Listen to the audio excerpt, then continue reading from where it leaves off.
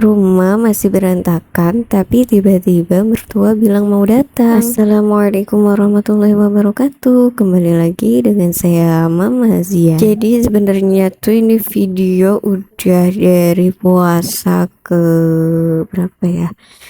Kayaknya lebaran H-4 atau H-5 gitulah ya. Tapi baru sempet aku edit karena waktu itu setelah buat video ini aku tuh drop, dan sebelum aku drop dan waktu pas banget aku buat video ini anakku tuh sakit. Sebenarnya waktu mau buat video ini sempat hampir gagal karena anakku tuh nggak mau lepas dari aku walaupun dia sedang tidur, dan aku juga waktu itu sempet bingung banget karena tiba-tiba mertuaku bilang mau datang ke rumah, padahal rumah masih berantakan banget sedangkan anakku sedang sakit dan gak mau lepas dari aku. Ya bener sih, ada suami yang bisa bantu bersih-bersih atau beberes rumah, tapi kan ada beberapa pekerjaan yang terkadang ketika laki-laki yang mengerjakan itu kurang rapi atau gimana gitu, dan juga terkadang laki-lakinya juga nggak mau, seperti salah satunya pekerjaan setrika menyetrika seperti ini. Kalau masalah nyetrika seperti ini suamiku nggak mau karena selain lama juga takut kurang rapi serta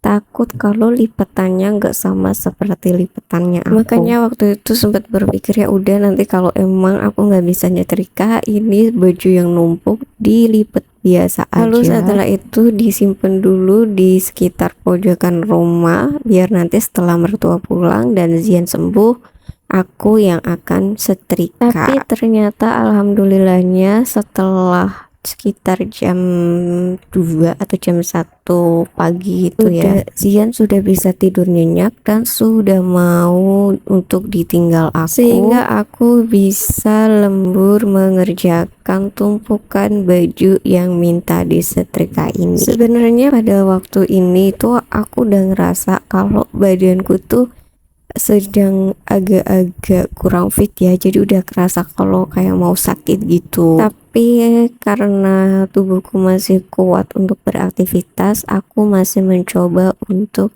tetap bisa beraktivitas dan melakukan lembur nyetrika malam ini. Tapi karena hal inilah yang akhirnya membuat aku menjadi tumbang pada malam lebaran. Jadi waktu lebaran kemarin Zian juga belum agak sembuh total, aku pun malah ikut-ikutan drop, dan karena hal itulah yang akhirnya waktu lebaran aku nggak jadi muter karena Zian masih rewel, tubuhku juga lagi nggak enak banget. Jadi ya udahlah, untuk maaf-maafannya muter ke tempat saudara mungkin di lain waktu aja, kan bisa ya, nggak usah terlalu memaksakan anak atau tubuh untuk tetap baik-baik saja karena hal ya kayak tradisi gitu aja lah ya, kan muter maaf-maafan itu menurutku hanya tradisi. Yang terpenting dari hati kita sudah memaafkan kesalahan semua orang, dan kita juga ketika sadar kita memiliki salah yang besar sama seorang, kita langsung meminta maaf. Tapi kalau yang kita ya mungkin hanya kesalahan-kesalahan kecil yang terkadang kita tidak sadari, bisa meminta maaf di lain waktu, tidak harus di momen lebaran aja. Sebenarnya pada saat mertuaku kesini itu, kakek nenek dan eyangnya Zian itu berharap Zian bisa ikut mudik ke tempat kakek dan neneknya Zian, tapi karena ada banyak sekali alasan yang aku dan bapak Zian punya, salah satunya yaitu karena badan Zian yang sedang kurang fit dan badanku yang sedang kurang fit juga, jadi aku sekeluarga tidak bisa ikut mudik.